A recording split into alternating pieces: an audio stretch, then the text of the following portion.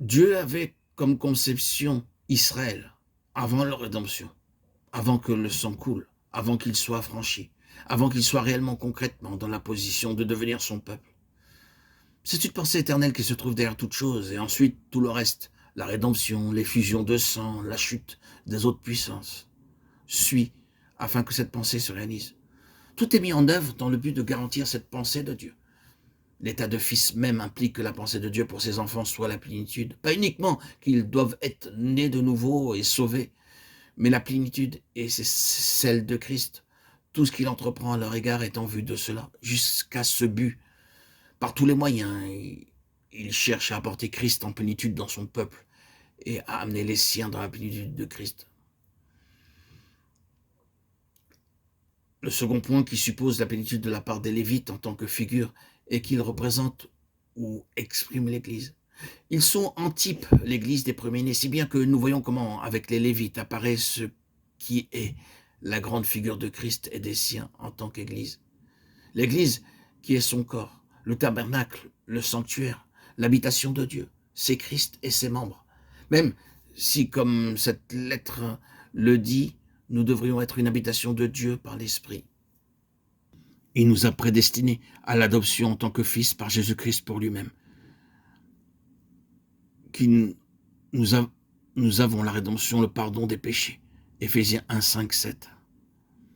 Vous êtes venus à l'Assemblée universelle et à l'Église des premiers-nés, dont les noms sont inscrits dans les cieux. Hébreux 12, 22, 23.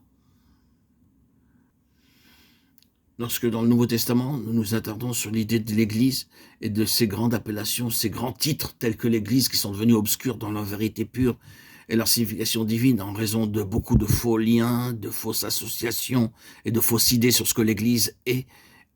Et le terme Église a été, en effet, abaissé à un niveau très bas. Et le titre donné à des choses que jamais Dieu ne s'approprierait comme son Église.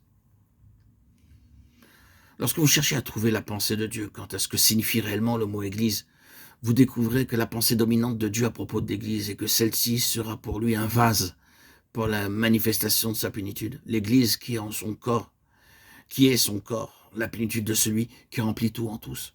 Quand vous retournez à la lettre aux Colossiens, de nouveau, vous retrouvez la même pensée. En lui habite toute la plénitude et vous êtes accomplis en lui. Colossiens 2, 9. Et dans le même chapitre, au verset 19, nous lisons « s'attacher au chef ». Dans l'épître aux Éphésiens, l'Église est montrée comme étant son corps. Et tout le corps s'accroît avec l'accroissement de Dieu. Et la pensée finale, l'idée et la plénitude de Dieu par Christ en et à travers l'Église. Plénitude qui sera au final manifestée universellement. De sorte que lorsque vous employez ce terme même Église, si vous l'utilisez dans la même pensée que celle de Dieu, vous pensez à ce canal et vase constitué par Dieu lui-même, selon ses conseils éternels, qui est appelé à être la manifestation de la plénitude de Dieu en Christ. Être membre de l'Église suppose cela. Ceci veut dire que vous et moi, en tant que membres de Christ, sommes appelés à être associés à sa plénitude. Les traitements de Dieu à notre égard sont tous en vue de retrouver autant que possible cette plénitude de Christ en chacun, manifestée aujourd'hui de manière croissante et à terme jusqu'à l'extrême limite possible. Mais il faudra tous les membres formant un seul corps pour exprimer toute la plénitude. Présentement, notre réflexion ici porte sur le fait que les Lévites, étant en type l'Église des premiers-nés, incarnent cette pensée de l'Église, qui en elle-même une pensée, une idée de Dieu relative à la plénitude.